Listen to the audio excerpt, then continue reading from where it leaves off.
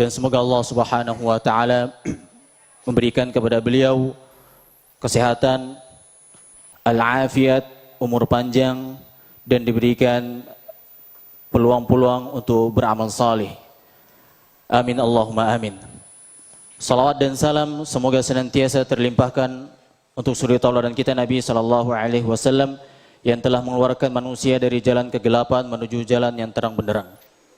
Ikhwatal iman hafizakumullahu jami'an. Sekali lagi kita patut bersyukur kepada Allah atas pertolongan Allah dengan pertolongan Allah Subhanahu wa taala. Kemudian dukungan doa dari kaum muslimin, sesi demi sesi terselenggara dengan aman dan lancar. Fa jazakumullahu khairan semuanya atas segala support, dan kita patut bersyukur kepada Allah Subhanahu wa taala atas nikmat ini. Di malam hari ini kami ingin menyampaikan susunan acara singkat bahwa insyaallah malam ini adalah sesi terakhir yang sedianya tadinya adalah membahas tentang keluarga rumah tangga. Kita akan melanjutkan terkait dengan syarah kitab Aqidah Al-Imam Asy-Syafi'i rahimahullahu ta'ala sesi terakhir. Karena insyaallah besok subuh Fadilatul Ustaz beserta rombongan akan menuju ke Balikpapan. Di Balikpapan insyaallah ada kajian jam 8 pagi. Jadi mohon maaf, kajian subuh, ba'da subuh untuk esok hari di Masjid Al-Amin kita berbagi dengan saudara-saudara kita di Balikpapan.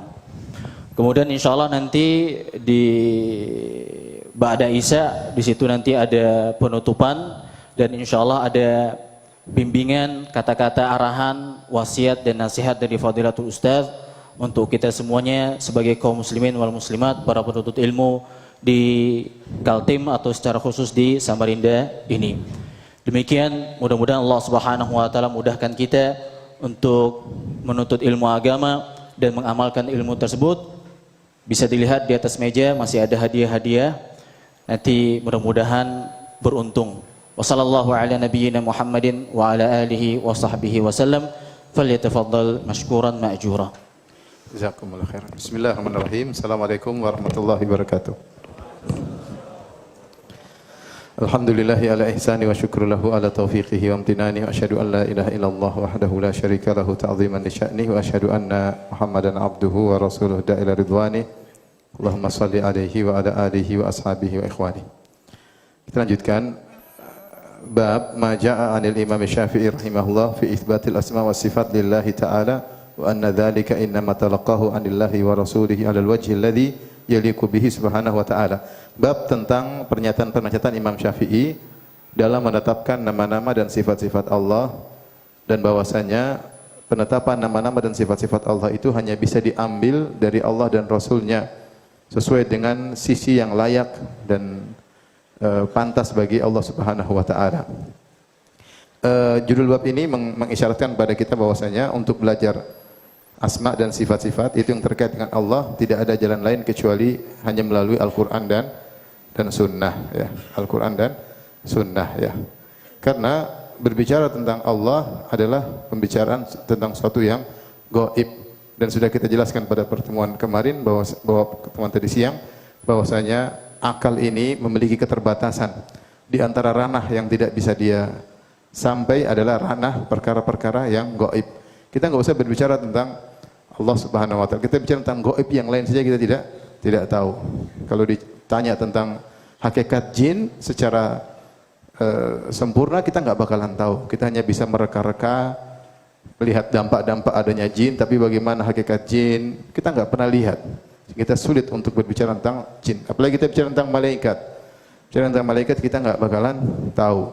Kita hanya tahu yang diberi kabar oleh Allah Subhanahu wa taala bahwasanya malaikat, ya, atau Nabi mengabarkan khuliqatil malaikatu min nur, malaikat tercipta dari cahaya. Namun cahaya tersebut ternyata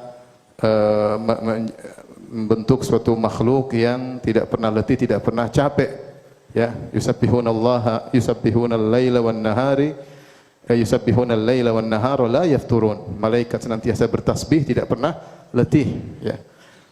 La yas'amun, tidak pernah bosan beribadah kepada Allah Subhanahu wa taala. Energinya tidak pernah habis padahal tidak makan dan tidak minum. Padahal tidak makan, tidak minum, tapi energinya tidak pernah habis. Bagaimana kita nggak bisa tahu dengan detail. Tapi Allah sebutkan misalnya malaikat punya sayap. Kata Allah Subhanahu wa taala, "Ja'ilal malaikati rusulan uli ajnihatin mathna wa thulatha wa ruba." Malaikat dijadikan sayapnya oleh Allah, ada yang 2, ada yang 3, ada yang 4. Yazidu fil khalqi ma yasha, dan ada yang lebih daripada itu. Seperti malaikat Jibril, situmi'at janah, sayapnya ada 600 sayap. Kita untuk menghayalkan malaikat agak sulit. Misalnya dikatakan malaikat punya sayap 2, mungkin kita bisa analogikan dengan burung. Ada sayap kanan, ada sayap apa? Kiri. Tapi kalau malaikat sayapnya 4 juga kita mungkin analogi. Sayap 4 berarti 2 kanan, 2 kiri. Tapi kalau 3 kita mulai bingung. Sayap malaikat 3, satunya di mana? Bingung. Karena enggak ada yang pernah kita lihat. Sehingga analogi kita terbatas, kenapa database kita terbatas. Sementara kemampuan untuk menghayal dibangun di atas database yang ada. Data kita yang masuk ke dalam benak kita, dalam akal kita adalah makhluk burung atau yang semisal yang memiliki sayap terbagi 2, sebelah kanan, sebelah kiri. Adapun sayap 3 kita bingung. Belum lagi Allah bicara malaikat punya jantung. Hatta idza fuzzi'a an qulub, dalam surat Saba, hatta idza fuzzi'a an qulubihim qalu madza qala rabbukum qalul haqqa wa huwal aliyyul kabir. Bahwasanya ketika dicabut rasa takut dari jantung malaikat. Qulub, Allah mengatakan dengan apa? Qulub, dan bahasa Arab qulub artinya jantung. Tentunya kalau kita bayangkan jantung, pasti kita bayangkan jantung apa? Manusia atau jantung sapi, jantung ayam dan yang lainnya. Yang di situ ada mengalir darah, ada katup, 2 katup masuk, katup keluar, yang bisa kena kolesterol, yang bisa dipasang ring. Itu yang bisa kita bayangkan. Tapi kalau kita bayangkan malaikat yang tidak makan, tidak minum, jantungnya bagaimana? Tidak ada aliran darah, kita nggak bakalan bisa apa? Membayangkan. Faham? Artinya kekuatan kita untuk membayangkan hal yang gaib terbatas. Allah menyebutkan malaikat basitu aidihim. Malaikat membentangkan tangan mereka untuk menghajar ruh-ruh yang akan keluar dari jasad mereka, ruh-ruh orang kafir, ruh para pendosa. Tangan mereka, malaikat kita juga nggak tahu. Ya. Kita nggak tahu. Intinya ini baru bicara tentang hal gaib makhluk. Belum kita bicara tentang hal gaib Allah. Contoh, kita bicara lagi yang gaib juga. Contoh seperti bidadari. Bidadari gaib atau nyata? Kalau bidadari dunia nyata ya. Tiap hari lihat di rumah bidadari dunia. Kalau bidadari surga kita nggak pernah lihat, kita cuma dengar beritanya. Disuruh bayangkan nggak mampu. Kenapa nggak mampu? Otak terbatas, database terbatas, database terbatas. Karena kemampuan kita menghayal hanya dibangun di atas data yang kita miliki. Kalau kita memproses suatu data, data ada. Kalau datanya nggak ada, gimana kita mau proses? Data yang punya di benak kita, yang ada masuk di benak kita adalah wanita tercantik di dunia yang pernah kita lihat. Lebih dari itu kita tidak mampu. Ketika Nabi SAW menjelaskan tentang indahnya bidadari, kata Nabi SAW, kabiduha mir'atuhu, bahwasanya hatinya bidadari adalah cermin bagi lelaki penghuni surga. Masya Allah ya. Bagaimana maksudnya? Maksudnya kalau di depan bidadari, wajahnya kelihatan di hatinya begitu. Ya. Di mana engkau ada di hatiku, Masya Allah. Jadi benar-benar kata Nabi, kabiduha mir'atuhu, bahwasanya hati sang bidadari adalah cermin bagi sang lelaki. Lebih daripada itu kata Nabi SAW, yura mukhu saqaiha min wara'il lahmi minal husn. Terlihat sumsum tulang betisnya di balik daging. Jadi bidadari saking cantiknya, sumsumnya kelihatan. Antum bisa bayangkan bagaimana? Enggak bakalan bisa. Ketika antum membayangkan tentang wanita di dunia, kelihatan sumsumnya, mengerikan ya. Itu pasti gendruwo. Ya gimana sumsumnya kelihatan? Ya masih kelihatan. Antum bisa bayangkan enggak ada wanita cantik sumsumnya kelihatan? Enggak bakalan bisa. Kenapa? Otak antum mandul ya. Enggak bisa. Database-nya tidak ada. Kemampuan berkhayal tidak mampu. Tidak mampu kemampuan berkhayal. Makanya Rasulullah SAW untuk menafikan salah paham kata Nabi, minal husni, terlihat sumsum tulang betisnya di balik dagingnya karena saking indahnya. Karena saking apa? Indahnya. Maksud saya kemampuan kita berkhayal terbatas ya.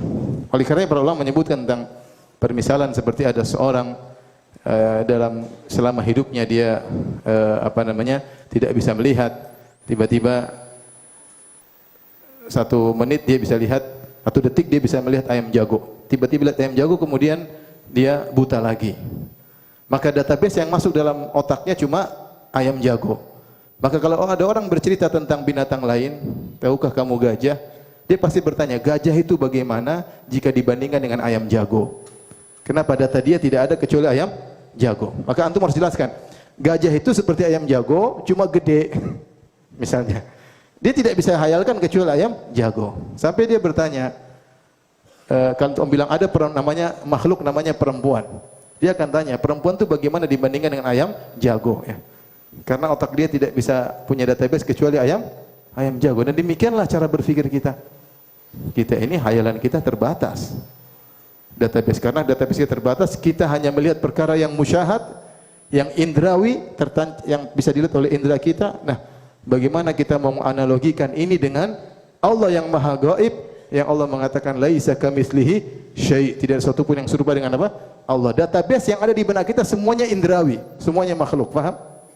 Tidak bisa digunakan untuk diolah, untuk memikir tentang Allah, yang kata Allah laisa kamitslihi syai', tidak satu pun yang serupa dengan Allah. Karena tidak mungkin kita berpikir tentang sifat-sifat Allah Subhanahu wa taala, maka jalan satu-satunya adalah kita hanya menerima berita dari Allah dan Rasulnya. Apa yang Allah bilang kita beriman. Allah bilang Allah punya gini, beriman. Rasulullah bilang Allah begini, kita beriman. Selesai, itu aja. Yang lebih tahu tentang Allah siapa? Dirinya sendiri. Kalau dia bilang dia begini, jangan kamu tolak. Karena ketika kamu tolak, pasti kamu menggunakan database makhluk, paham? Nah, karena makhluk begini, kalau begini, database makhluk. Tidak bisa. Maka tidak ada jalan satu-satunya untuk memahami nama-nama dan sifat-sifat Allah secara detail hanya dari jalan Allah Subhanahu wa taala. Ini yang disebut oleh Imam Syafi'i dalam nukilannya ini.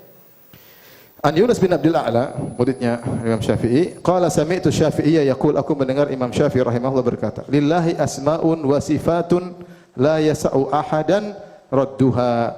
Sungguhnya Allah Subhanahu wa taala memiliki nama-nama dan sifat-sifat yang tidak boleh seorang pun menolaknya.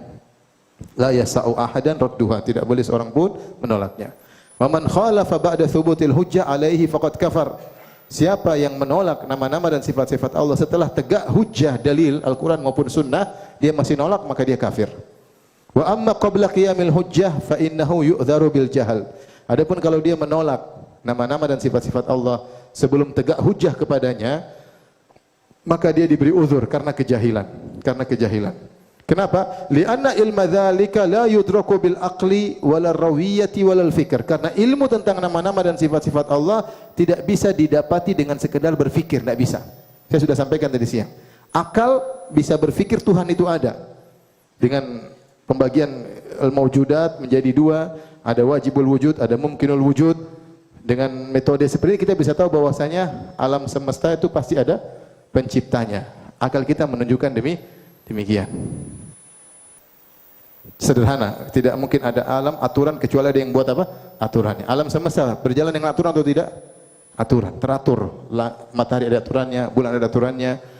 Sunatullah berlaku. Kalau ada aturan pasti ada yang buat apa? Aturan, contoh.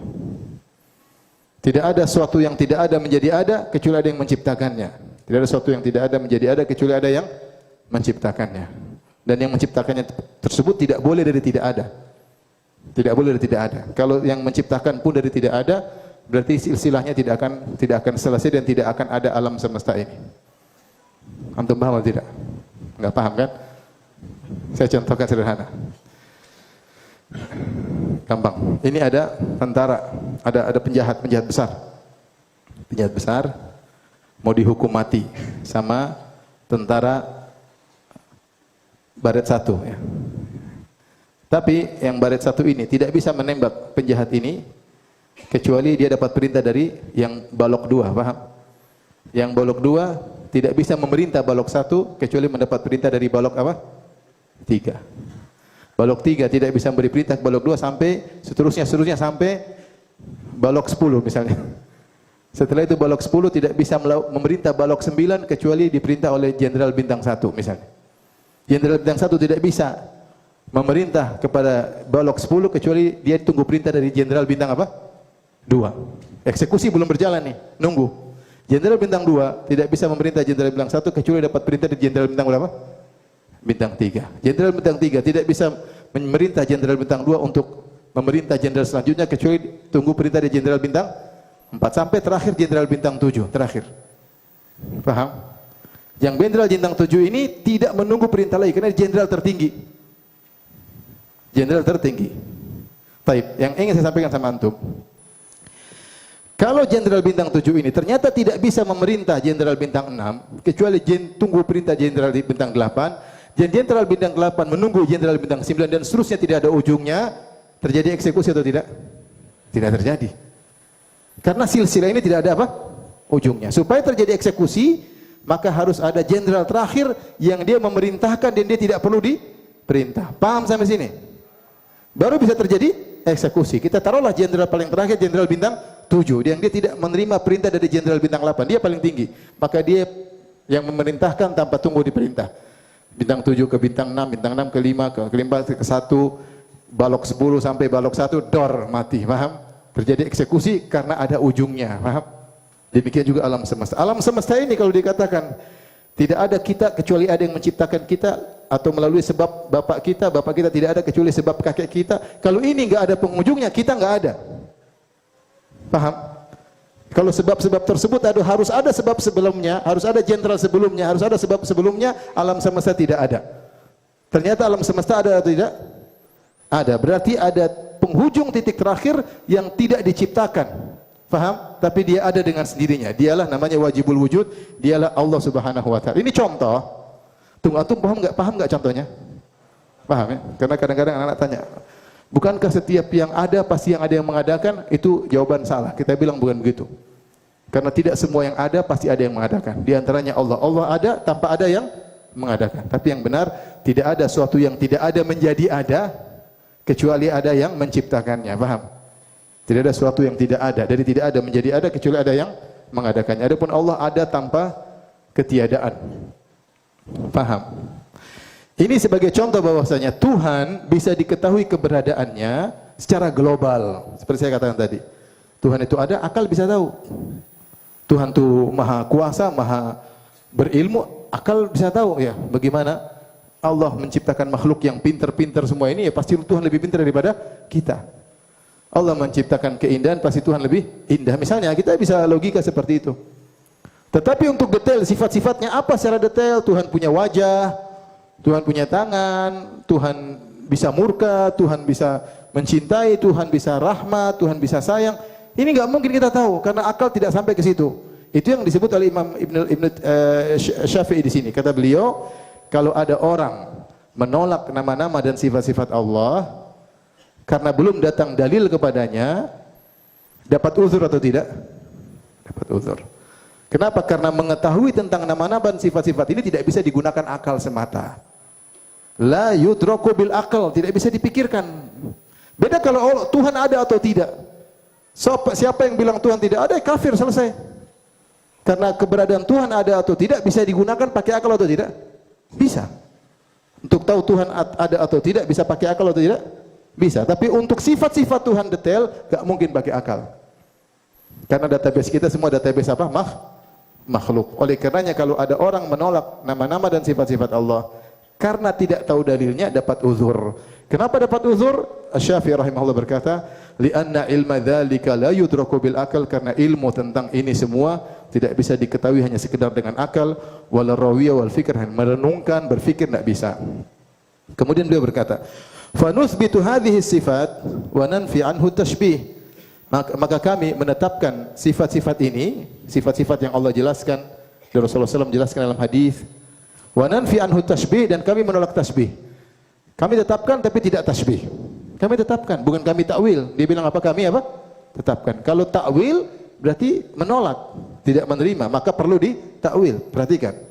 Beda dengan kami tetapkan. Konsekuensi dari mentakwil berarti menolak, ya enggak? Allah bilang Allah punya wajah, bahwasanya yang paling terindah di hari kiamat di akhirat adalah memandang wajah Allah. Ya, Rasulullah berdoa, as'aluka ladzatan nazari ila wajhikal karim. Aku memohon kepada engkau kelezatan mandang wajahmu. Ahlul bidah mengatakan wajah tidak ada. Terus yang dimaksud wajah zat. Sehingga mereka mentakwil wajah menjadi apa? Zat. Mentakwil, kenapa mereka mentakwil wajah menjadi zat? Karena mereka menolak sifat apa? Wajah, paham? Jadi takwil itu cabang dari penolakan. Paham atau tidak? Kenapa dia mentakwil? Karena dia menolak zahir daripada lafal hadis tersebut atau lafal ayat tersebut. Adapun Imam Syafi'i rahimahullah, beliau berkata, wa nuthbitu hadhihi sifat, ini dalam kitabnya Risalah. Kami tetapkan sifat-sifat tersebut, wa nanfi anhu tashbih, dan kami menolak menyamakan, ya. Kama nafa'an nafsihi, sebagaimana Allah menafikan dari dirinya penyamaan. Laisa kamitsli syai', tidak ada suatu pun yang serupa dengan Allah Subhanahu wa taala. Ini metode Ahlus Sunnah. Allah punya kekuatan tidak sama dengan kekuatan makhluk. Allah punya tangan, tangan tidak seperti tangan apa? Makhluk. Allah punya wajah, tidak seperti wajah apa? Makhluk, ya. Allah mendengar, mendengarnya tidak seperti mendengar makhluk. Allah Maha melihat, melihatnya tidak seperti melihat apa? Makhluk. Allah punya ilmu tidak sama dengan ilmunya apa? Makhluk. Laisa kamitslihi syai' wa huwas samiul basir. Tidak ada satu pun yang serupa dengan Allah, dan Dia Maha melihat, Maha mendengar. Saya tanya sama antum, makhluk melihat, antum melihat dan mendengar? Ya. Apakah sama dengan melihat mendengarnya Allah? Jawabannya tidak sama. Karena Allah telah kasih muqaddimah, pembukaan, laisa kamitslihi syai', tidak ada satu pun yang serupa dengan Allah, tetapi Dia Maha melihat lagi Maha mendengar. Sehingga dengan begitu kita pahami penglihatan, pendengaran Allah tidak sama dengan makhluk. Tapi maknanya kita paham. Hakikatnya berbeda. Maknanya kita. Makanya ketika Nabi SAW membacakan dalam ayat dalam surat An-Nisa, innallaha ya'murukum an tu'addul amanati ila ahliha wa idza hakamtum bainan nas fahkum bainahum bil adl. Innallaha ni'ma ya'idzukum wa idza hakamta bainan nas fahkum bainahum bil adl. Innallaha ni'ma ya'idzukum bih. Sungguhnya Allah Subhanahu wa taala ya'idzukum bi, innallaha kana sami'an basira. Sungguhnya Allah beri wejangan kepada kalian, innallaha kana sami'an basira. Sungguhnya Allah Maha melihat, Maha mendengar.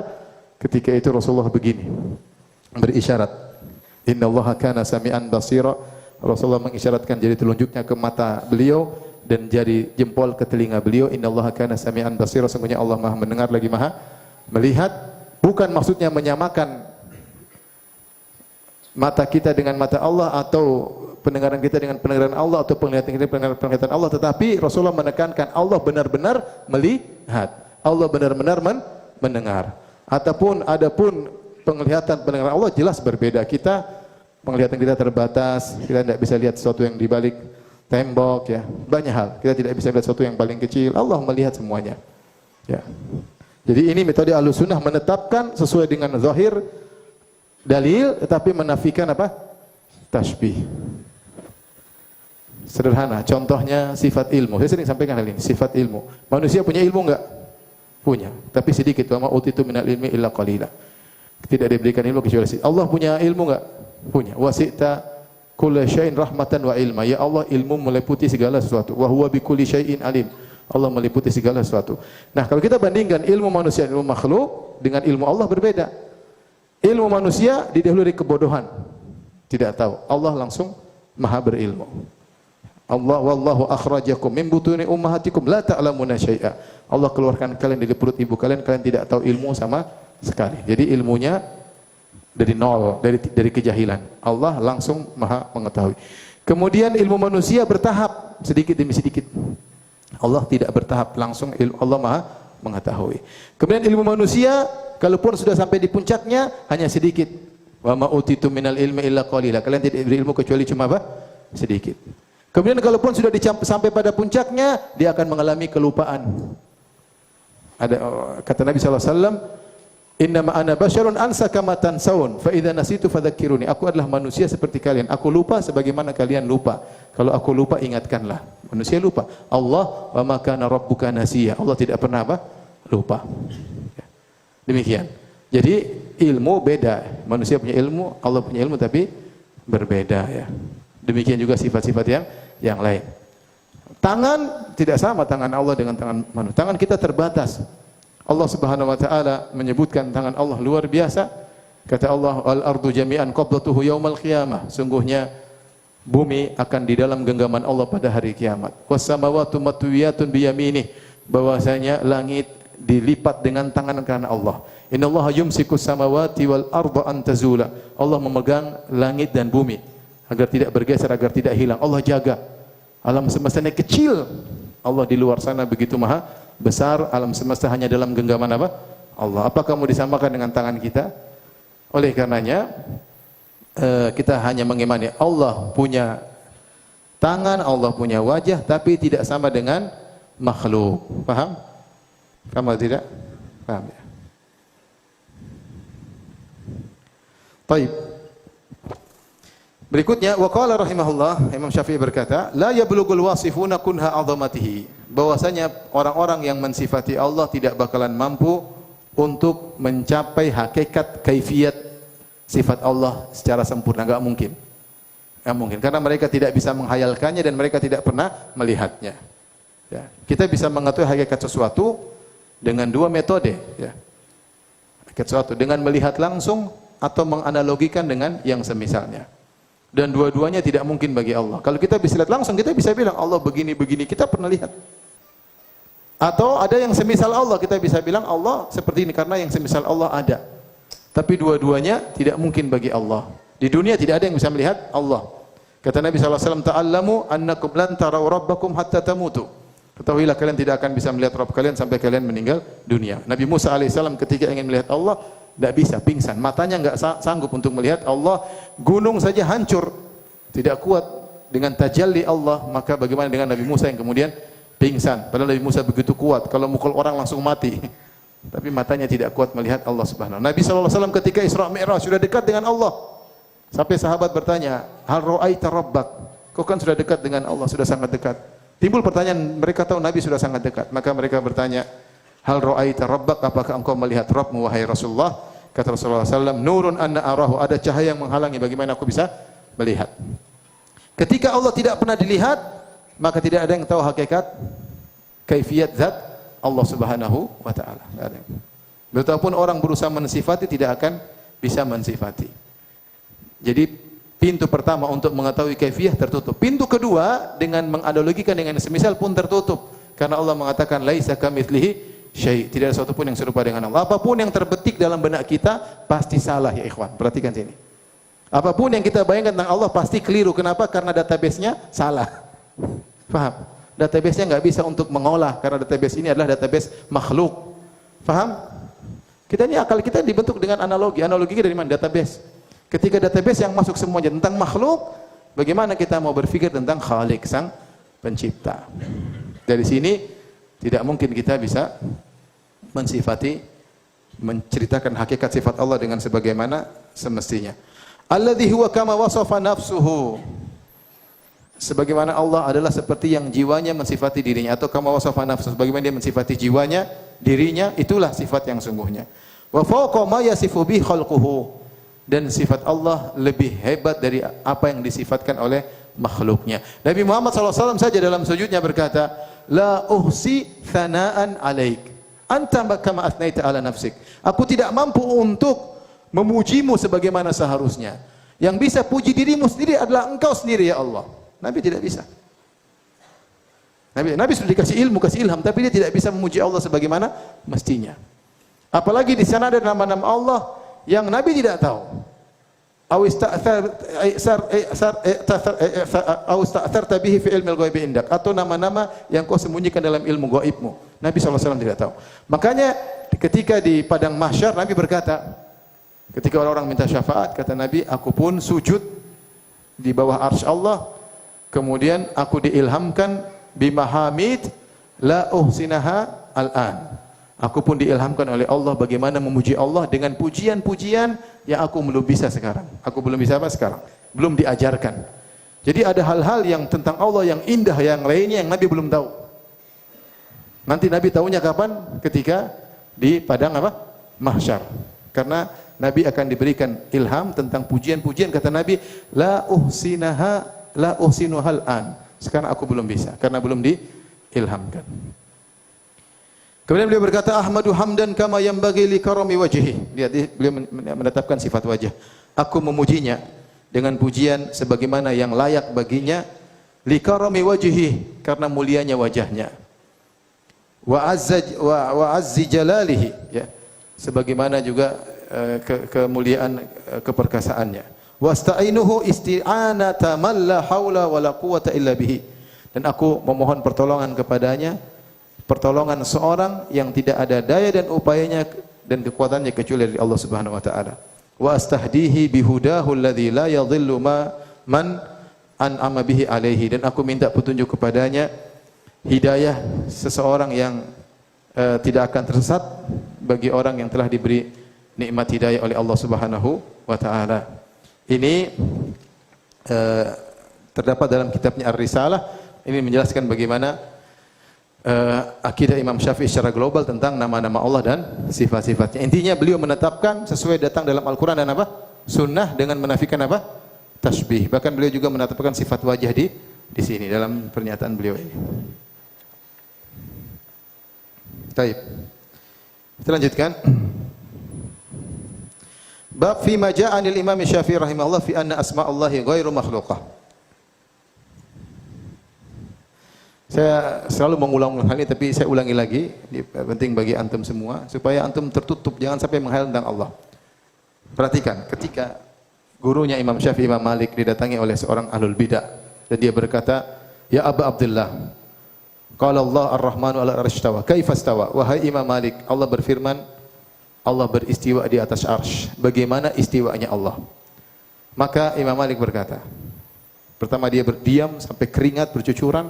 Dia enggak duga ada orang bertanya tentang bagaimana kaifiat zat Allah. Maka Imam Malik berkata, al-istiwa'u ma'lum. Istiwa itu dipahami, artinya di atas. Wal kaifu majhul, bagaimananya tidak ada yang tahu. Wal imanu bihi wajib, iman tentang istiwanya Allah wajib.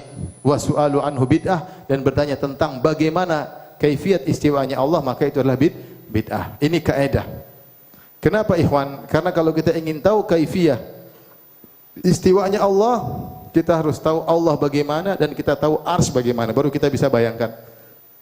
Kalau antum tahu zat Allah seperti apa, antum tahu permukaan arsy Allah seperti apa, antum bisa bayangkan Allah beristiwa seperti apa. Tapi ketika dua-duanya antum tidak ketahui, antum tidak bakalan bisa menghayal. Faham? Saya ulangi. Bagaimana?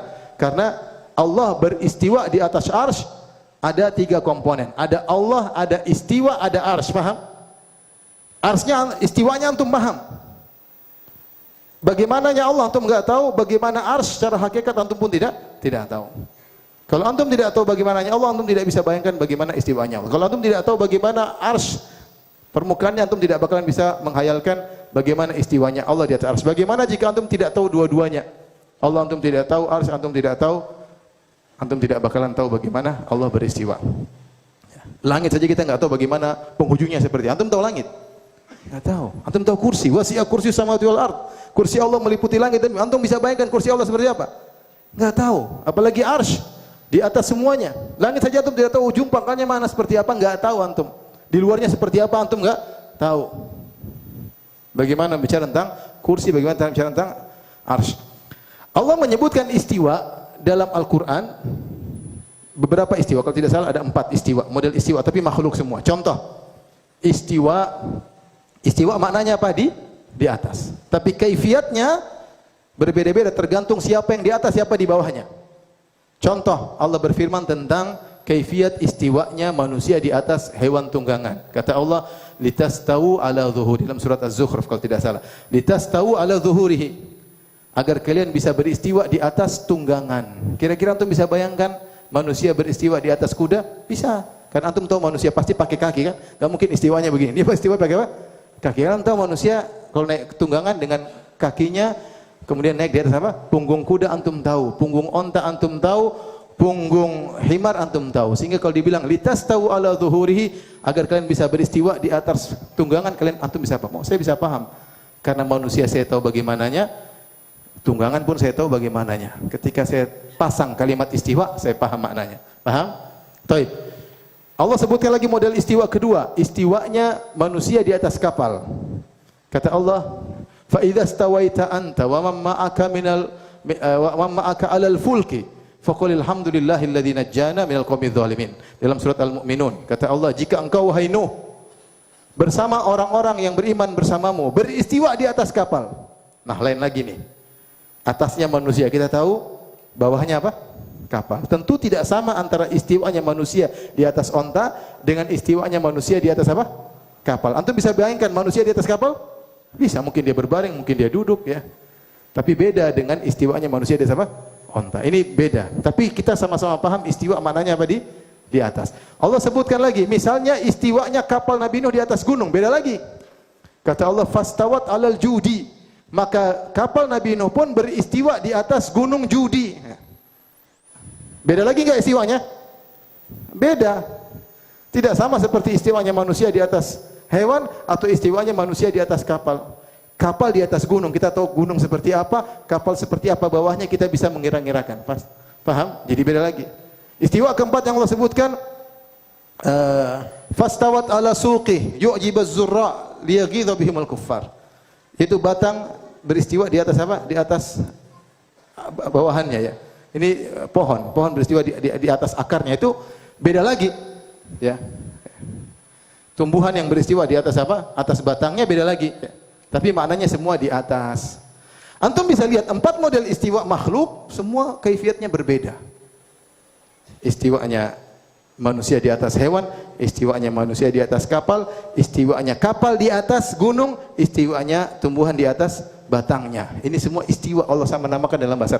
Tapi apa yang antum pahami dengan istiwa ini semua maknanya di atas. Paham? Paham? Di atas. Nah, ketika antum bicara Allah beristiwa di atas Arsy, ya antum nggak bakalan tahu. Karena Allah antum tidak tahu, Arsy juga Allah antum tidak tahu. Tapi antum paham makna istiwa enggak? Paham di atas. Maka itulah jawaban Imam Malik. Al-istiwa'u maklum. Kalau tanya tentang istiwa, maklum, kita ngerti maknanya. Tetapi al-kaifu majhul, bagaimananya enggak bakalan tahu. Karena kamu harus tahu bagaimana Allah, bagaimana Arsy, baru kamu bisa tahu. Wal imanu bihi wajib, iman harus wajib, beriman, wa su'alu anhu bid'ah, bertanya tentang bagaimananya adalah bid'ah. Kemudian kata Imam Malik, akhriju hadzal mubtadi', usir orang ini dari masjid. Kata Imam Malik. Ya. Jadi maksud saya, ini adalah akidah Ahlussunnah wal Jamaah yang disampaikan oleh Imam Malik. Maka wajarlah muridnya juga Imam Syafi'i juga demikian ya. Dan juga murid-murid Imam Syafi'i rahimahullahu taala. Baik, kita lanjutkan. Ma ja'a anil Imam Syafi'i rahimahullah annal Qur'an kalamullah ghairu makhluk. Bab tentang pernyataan Imam Syafi'i bahwasanya Al-Qur'an adalah firman Allah, bukan makhluk. Firman Allah bukan makhluk. Ini heboh di zaman para salaf tentang pernyataan Jahmiyah dan Mu'tazilah atau Mu'tazilah yang mengatakan Al-Qur'an itu makhluk.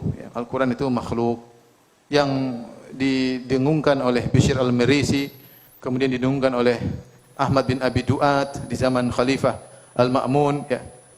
Mereka mengatakan Al-Qur'an itu makhluk. Ini akidah Mu'tazilah.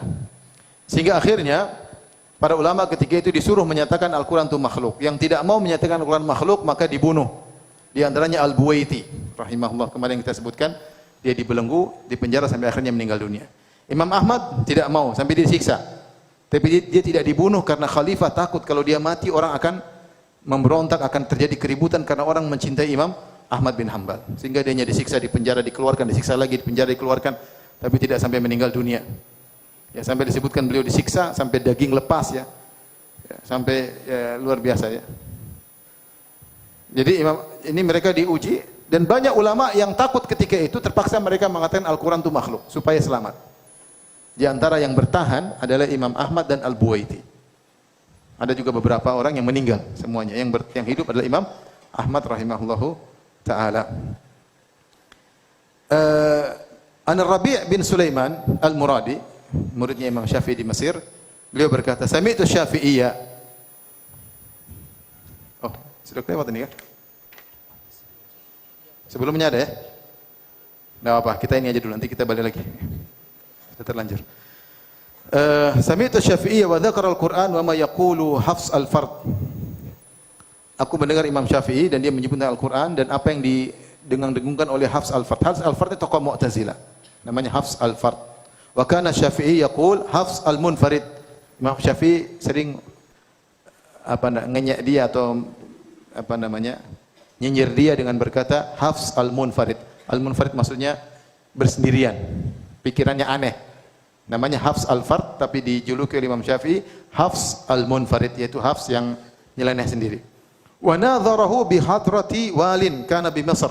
Imam Syafi'i mendebat Hafs al-Fard di depan penguasa Mesir. Faqala lahu Syafi'i. Ketika Hafs al-Fard menyatakan Al-Quran makhluk, Imam Syafi'i berkata, kafarta. Wallahi alladhi la ilaha illahu. Engkau telah kafir, wahai Hafs al-Fard. Demi Allah yang tidak ada yang berhak disembah kecuali Dia. Tsumma qamu fansarafu. Kemudian majlis pun bubar. Fasami'tu Hafsan yaqul, Rabi' bin Sulaiman, murid Imam Syafi'i berkata, aku mendengar Hafs ketika Imam Syafi'i berkata demikian, dia berkata, asyata wallahi alladzi la ilaha illa huwa syafi'iyyu bidami, yaitu Imam Syafi'i ingin menumpahkan darahku, ingin menghalalkan apa? Darahku. Qala Rabi' bin Sulaiman berkata, sami'tu Syafi'iyya yaqul, aku mendengar Imam Syafi'i berkata, Al-Qur'anu kalamullah ghairu makhluk. Al-Qur'an adalah firman Allah, sifat Allah bukan makhluk. Wa man qala makhlukun fa huwa kafir. Siapa yang mengatakan Al-Qur'an adalah makhluk, maka dia kafir. Qala Rabi' berkata bin Sulaiman, wal Qur'anu kalamullah ghairu makhluk. Dan diikuti gurunya, dia berkata sebagaimana Imam Syafi'i gurunya, dia berkata Al-Qur'an adalah firman Allah, bukan makhluk. Siapa yang mengatakan makhluk, maka dia telah kafir, Baik, kita lanjutkan. Wa anir Rabi' bin Sulaiman qala, Rabi' bin Sulaiman berkata, hadartu Syafi'i, aku hadir di depan Syafi'i, atau haddatsani Abu Syuaib illa ani alamu an hadara Abdullah bin Abdul Hakim wa Yusuf bin Amr bin Yazid wa Hafs al-Fard wa kana Syafi'i yusammi Hafsan al-Munfarid. Ini Imam Syafi'i menamakan Hafs tadi dengan Hafs al-Munfarid. Fasa'ala Hafsun Abdullah bin Abdul Hakam faqala ma taqul fil Qur'an. Jadi ada majelis, di situ ada Imam Syafi'i, ada juga Abdullah bin Abdul Hakam, ya. Maka Hafs ini suka debat, dia tanya sama Abdullah bin Abdul Hakam, bagaimana pendapatmu tentang Al-Qur'an? Fa'aba an yujibahu, maka orang ini, ulama ini tidak mau jawab, enggak mau jawab. Fasa'ala Yusuf bin Umar wa ibn Yazid, dia bertanya lagi kepada yang hadir yang lain, Yusuf, bagaimana menurut Anda tentang Al-Qur'an? Tidak mau jawab. Ibnu Yazid, bagaimana menurut Anda tentang Al-Qur'an? Falam yujibhu. Mereka tidak menjawab. Oh, dua orang aja, Yusuf bin Umar bin Yazid, ya. Dua orang tidak mau jawab. Saya ulangi, yang pertama adalah Abdullah bin Abdul Hakam, ditanya tidak mau jawab. Yang kedua Yusuf bin Umar, ditanya juga tidak mau jawab. Wa kilahuma asyara ila Syafi'i. Keduanya bilang tanya Syafi'i. Fasa'ala Syafi'iyya, maka Hafs al-Fard bertanya. Fahtajja alai Syafi'i, maka Syafi'i pun mendebatnya. Wa talat fihi al-munadharah, terjadi debat yang panjang. Fa aqama Syafi'i al-hujjah alai, Imam Syafi'i mengalahkan dia dalam berhujjah bi anna al-Qur'ana kalamullah ghairu makhluk, bahwasanya dalil menunjukkan Al-Qur'an firman Allah bukan makhluk. Wa kaffara Hafsan al-Fard, beliau pun mengkafirkan Hafs al-Fard tersebut. Qala Rabi' falaqitu Hafsan al-Fard fil majlis ba'du faqala arada Syafi'i qatli. Setelah itu aku bertemu dengan Hafs, kata Rabi' bin Sulaiman, di majlis yang lain setelah itu, dan Hafs al-Fard berkata Syafi'i ingin membunuhku. Anir Rabi' bin Sulaiman qala Syafi'i wa huwa yus'alu anil Qur'an faqala uffin thumma uffin man qala innahu makhluqun faqad kafar. Imam Syafi'i ditanya tentang Al-Qur'an, beliau berkata, celaka dan celaka dan celaka siapa yang berkata Al-Qur'an makhluk, sungguh dia telah kafir. Tapi ini akidah yang tersebar di zaman itu, sehingga banyak ulama yang menulis tentang hal tersebut, bahwasanya Al-Qur'an adalah firman Allah, dan firman Allah sifat Allah, bukan apa? Bukan makhluk, ya. Sesuatu yang disandarkan kepada Allah ada dua. Ada yang sesuatu yang berdiri secara sendiri, maka itu adalah makhluk. Contoh Baitullah. Bait rumah kan? Disandarkan kepada Allah. Rumah Allah. Rumah Allah makhluk atau bukan? Rumah. Makhluk. Masjid ini makhluk atau bukan? Makhluk, karena dia berdiri sendiri, paham? Contoh lagi, naqatallah. Allah sebut dalam Al-Qur'an ontanya Allah, ontanya Nabi Saleh. Allah menyebutkan naqatallahi wa suqiyaha. Onta Allah. Onta ini makhluk atau bukan? Makhluk, karena dia berdiri sendiri. Ketika disandarkan kepada Allah, dia makhluk, namun dinisbahkan kepada Allah untuk pemuliaan. Baitullah, rumah Allah bukan rumah seperti rumah yang lain, rumah yang mulia. Naqatullah, onta Allah, dia makhluk, tapi dinisbahkan kepada Allah karena dia spesial, bukan seperti onta yang lainnya. Rasulullah, utusan Allah, makhluk atau bukan? Makhluk. Kenapa dinisbahkan kepada Allah? Karena dia utusan yang mulia. Dan demikianlah semua yang disandarkan kepada Allah berupa zat berdiri sendiri. Ada yang disandarkan kepada Allah bukan berupa zat, maka dia adalah sifat. Contoh basarullah, penglihatan Allah. Penglihatan bisa berdiri sendiri? Enggak mungkin kecuali tanpa zat. Berarti penglihatan adalah sifat Allah. Faham? Ilmu Allah. Ilmu bisa berdiri sendiri tanpa zat? Enggak mungkin. Berarti ilmu Allah adalah sifat apa? Allah. Berarti Allah bukan makhluk, ilmunya juga bukan makhluk. Faham? Paham? Demikian juga kalamullah. Adakah pembicaraan tanpa zat? Bicara pasti ada. Tidak mungkin berdiri sendiri. Paham? Oleh karenanya kalau disebut kalamullah, firman Allah, berarti firman Allah bukan makhluk. Dia adalah sifat Allah. Itulah akidah Ahlussunnah. Sampai sini paham enggak? Terus mau tahu akidah Mu'tazilah? Panjang lebar lagi. Enggak usah lah, nanti antum pusing ya. Nanti antum enggak mau anak kesini lagi ya. Intinya ini akidah Ahlussunnah wal Jamaah bahwasanya Al-Quran adalah firman Allah. Makanya kita boleh bertawuz dengan firman Allah. A'udzu bikalimatillahi tammah min syarri ma khalaq. Aku berlindung dengan firman-firman Allah. Karena firman Allah itu bukan apa? Makhluk. Adapun kalau kita berlindung kepada selain Allah maka syirik. Wa annahu kana rijalun minal insi ya'udzuna birijalin minal jinni. Dahulu ada sebagian lelaki berlindung dengan jin. Maka mereka terjerumus dalam kesyirikan. Kita hanya a'udzubillah. Kita enggak boleh mengatakan a'udzubil jin. Aku berlindung kepada jin, enggak boleh. Ketika kita mengatakan a'udzu bikalimatillahi tammah, aku berlindung dengan kalimat-kalimat Allah, berarti kalimat-kalimat Allah bukan makhluk. Karena kalimat Allah adalah firman Allah dan firman Allah sifat Allah. Faham? Sama seperti ilmu Allah. Paham? Sama dengan rahmat Allah, sama seperti penglihatan Allah, sama dengan pendengaran Allah, semuanya bukan makhluk. Kalau makhluk tadi apa? Baitullah, naqatullah, onta Allah, rumah Allah, Rasulullah. Itu baru Ka'bah Allah, itu semua makhluk. Paham? Bumi Allah, langit Allah, itu semua makhluk karena bisa berdiri sendiri. Jadi tadi azan kah? Sudah? Sudah masuk azan? Azan dulu deh. Azan dulu silakan. Azan langsung sholat kan? Baru lanjut ya. Oke, azan, sholat, baru kita lanjut lagi ya.